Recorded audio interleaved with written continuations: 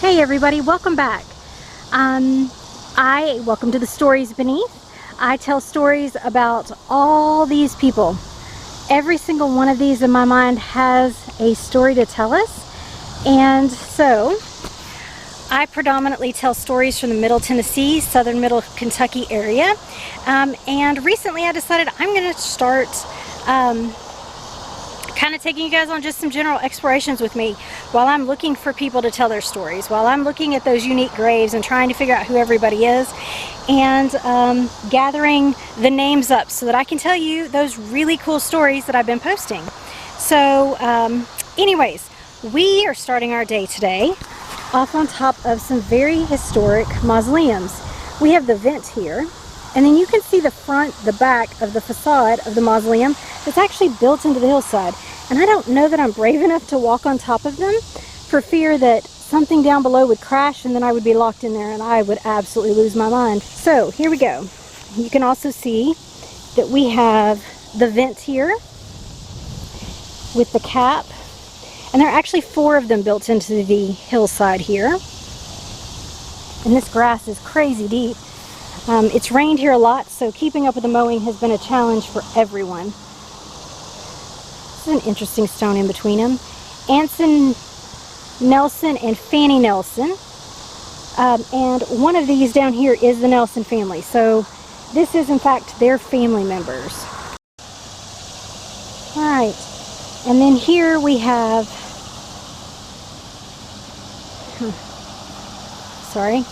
Edward. I'm really having a hard time reading that. 1895 is when he died. And Ellen. And you can see the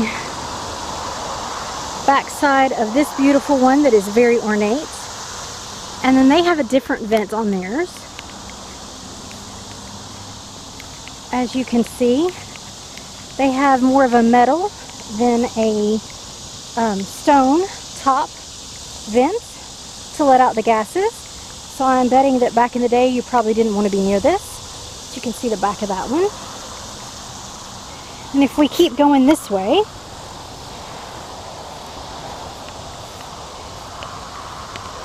you'll be able to see the vent here, and it looks like this vent has been messed up a little bit, interestingly enough.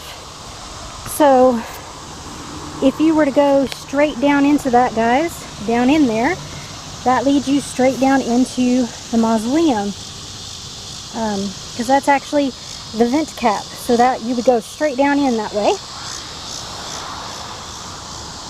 Parker and Chloe and Burton. And we're gonna head on down this hillside here, and I'm gonna try not to fall. And we're gonna explore the front sides of these. Let you guys take a good look at them. Get down here to the road as carefully as I can. Yay, no twisted ankles. Alright, so we have a nickel, 1886. And I actually happen to know because I believe he was a jeweler. I may have to correct myself on the video, but one of these guys was a jeweler. But as you can see, they've had to put a new door up because of vandalism. Has a wooden door now. I believe there are 4 or 5 people buried inside of this one. Oh look, it's a garden spider.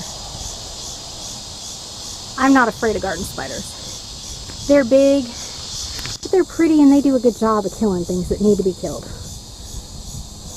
Alright, so enough of me rambling. You guys take a good look at this one.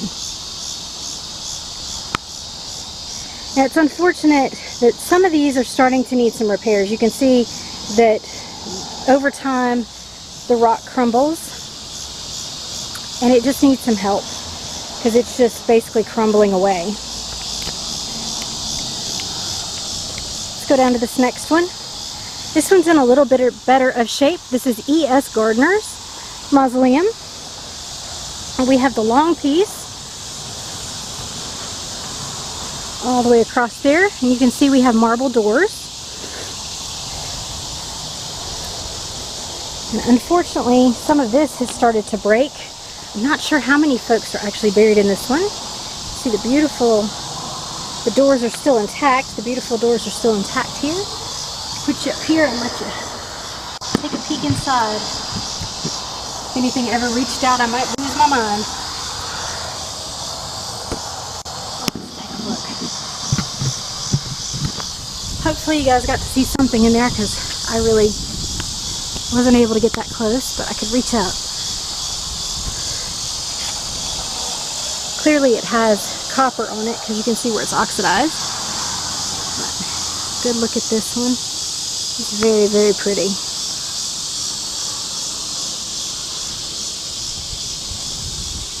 Right. And it's a very grand mausoleum. Let's go to the other side of the road here real quick. I'll turn around and let you guys have a full view of it. I can get it all the way in there. Isn't that beautiful? And even there, you've got to pan across the whole thing. That's a gorgeous one. And in pretty good shape. I have to say, it's in really good shape. We've got two more. This one is in not as great a shape. It looks like the rock is really worse for wear here. It needs to have some serious repairs to it. As you can see, those side rocks are really starting to crumble and have some issues. I'm going to be brave and step up here, looking for any snakes first. It looks like maybe it's hollow underneath to a certain extent, because look at that. But you can see where it is coming apart right here, where the weather is just really taking it apart. You can really see here how it's crumbled. It needs some serious, and it's just going to continue to do it too. Look at this. It needs some serious renovations to the outside. I don't know what it looks like back in here. I don't know that it's the same building material, although that little crack there kind of says, hey, it must go that way. But this is Nelson. We looked at the Nelson at the top. Oof. It's a little frightening, isn't it? As you can see here, let's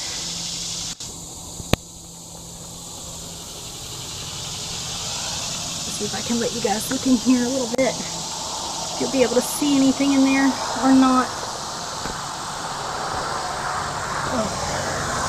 But it's a gorgeous place, and I want to get back away from that, because that top is also crumbling, and if it were to come down, I would rather not have it come down on me.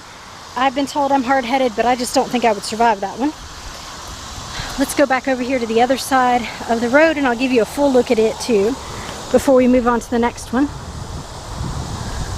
It's by far in the worst repair of all of them here on the hillside. I'm not sure why that one has taken so much, is falling apart so much worse than the rest, but it really is. It's going to have to be repaired or it will just crumble away.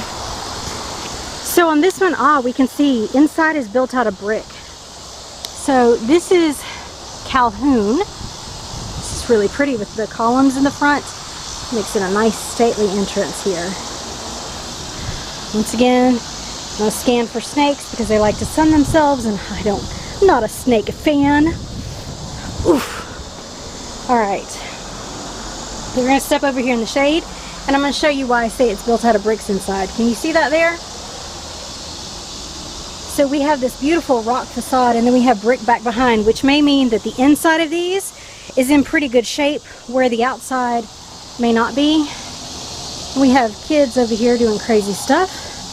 Somebody's been here and visited and put some flowers in. You can see the name, and you can see vines growing down here. And you can tell that this rock too is gonna break, just like that one next door. It looks like if it was up and down, it didn't do the damage that it did if it was horizontal. The vertical seems to make it last a little longer.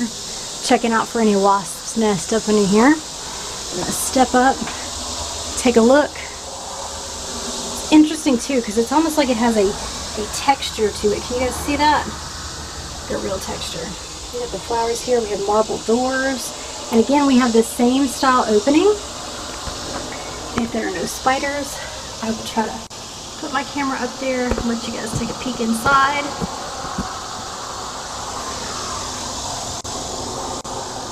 Take a peek in there. I don't know that you guys are able to see anything. I'm not real sure what's back behind there. But it is a beautiful, beautiful mausoleum here. So give me 2 seconds, we'll go across the street and I'll let you take a peek again. So you guys can see. And then we'll just walk up the hill here.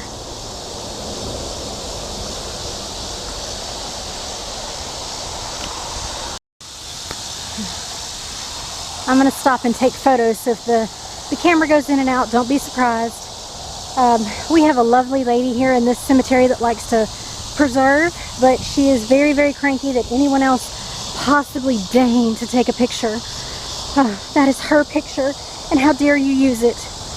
We'll talk about Find a Grave here in a little bit. We'll walk back up this hill so you guys can see all these. They're beautiful. I think they're just gorgeous. And then Mr. Nichol. Mr. Nichols is probably the least grand out of them. But he and Mr. Gardner, they're holding up pretty well. Compared to some of the others, they really are.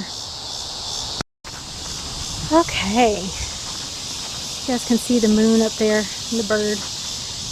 Alright, so let's head back towards my vehicle. And just let's see what we can find on our way back across. Through this very, very tall grass. I'm really hoping I don't end up with chiggers everywhere, but I may. Got the Burton grave. George Talbot Burton. This is gorgeous symbol on his. Oop, there it is. Very pretty. Again, we have the shrouded obelisk, signifying the threshold between life and death. Oh, we've got Brutus. I don't know who Brutus is. We'll have to find out who Brutus is. But we've got Brutus Hope. And he was born in 1863 and died in 1902, I believe. Here, hang on a second. Yep, 1902. Huh. That's definitely one I'll look up for you guys. Who is Brutus? Let's head back towards the shade so I don't get sunburned. It's a little cooler. It's just hot out here today. We have the Manny's family. We have Riley Russell here, 1878 to 1903. Pretty with a little flame on top. This one used to have a decorative piece that just basically needs to be dug up and put back in. So you can see the threshold with the name and then the family name. Ooh. That jump was a little bit warm, y'all, during that sun. I might be sweating a little. This is the Trenner family. Or I guess Southern women, we don't sweat, we glow. So I suppose I'm glowing a little. Henry, go away, Mr. Bug. Henry Joint here. And I know I've mentioned this in my videos before, but Mt Olivet is one that you have to pay them to clean it. You can't come in and clean, so nobody can just come in here and clean. They would get very upset with you and they would kick you out. But that's the reason that a lot of these stones have not been cleaned. Not because there's a lack of volunteers around, but because they won't let them. But here you can see we have the scroll on the bottom. So you have a scroll. You can see the scroll sides right here. See? Right there and there. So the name is out on a scroll. And then you have the top here. And there used to be an urn on top of it. And then coming down the sides, you have a mixture of roses and different flowers. Come up here, that. It's beautiful, isn't it? And it says joint on the back, which is nice. And then again on this side, we again have beautiful flowers. All right, let's head back a little bit more. Whew. Here we have the Ellis family. We have James and Joanna and David. You can see that we still have a footstone here for this one in memory of James Ellis, who died 1863 at the age of 50 years. I mean, he was born in 1813. You can see here we have the laurel over the grave. Pretty at the top. See? This one caught my eye too. We've got Wellis.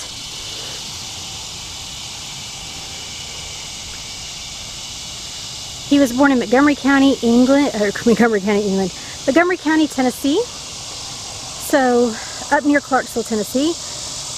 December 2nd, 1823, and he died in Liverpool, England in 1861. That's interesting. And we have Susanna. She was the wife. She died in 1915, so she survived him by quite a bit, and she was born in 31. So she was a few years younger than him, but not bad. Not that it matters. Really, truly, does not matter. You can see that they have their name also on this obelisk at the top. If I can get in close enough. There you go.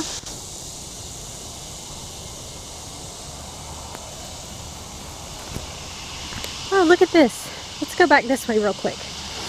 This says, in loving memory, in accordance with the dying wish and provision of her affectionate and beloved nephew, David Craighead Preston. Craighead is a big name in Nashville. This stone is erected. Huh.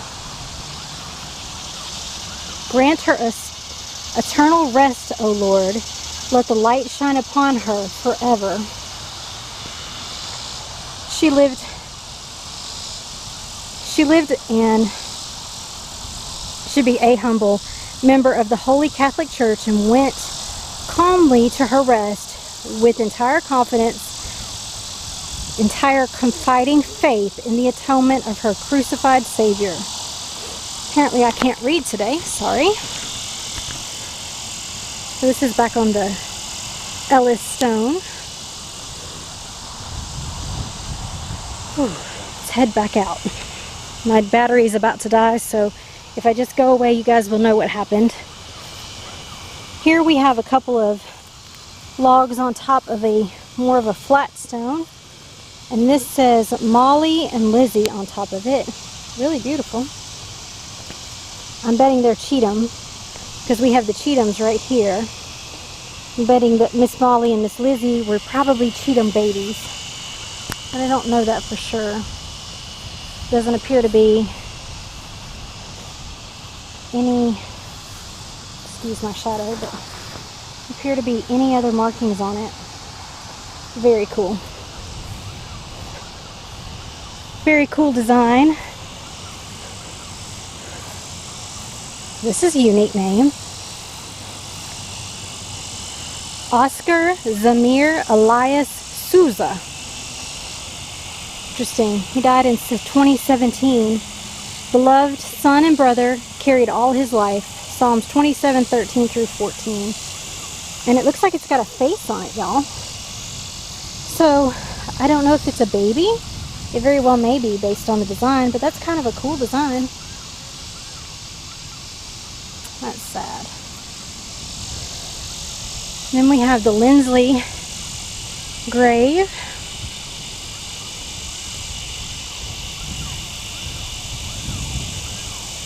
You can see. Okay guys, well I'm going to have to stop it here because the battery to my phone is about to die. But I hope you've enjoyed walking and exploring with me, and listening to me stumble all over my words like a big old fool. Not enough caffeine. So anyways, I hope you guys have enjoyed it, and I will talk to you guys soon. If you enjoyed it, please give it a thumbs up and subscribe to my channel.